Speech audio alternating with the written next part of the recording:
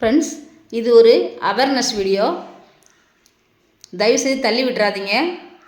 மதுரையில் ஒரு பொண்ணு உடம்பை குறைக்கிறதுக்காக வெங்காரம்னு ஒரு வேதிப்பொருளை வாங்கி சாப்பிட்டு அளவுக்கு அதிகமான வாந்தியும் பேதியும் ஆகி இறந்துருக்காங்க.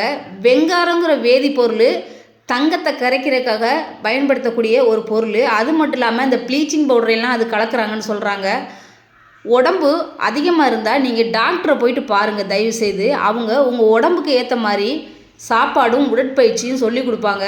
அதை பார்த்து உடம்பை குறைக்கிறதுக்கு பாருங்கள். இந்த அப்பா கையெடுத்து கும்பிட்டு கேட்குறாரு, கண்டதெல்லாம் வாங்கி சாப்பிடாதீங்க, என் பொண்ணை நான் இழந்துட்டேன் அப்படின்னு சொல்லி அழுகிறாரு.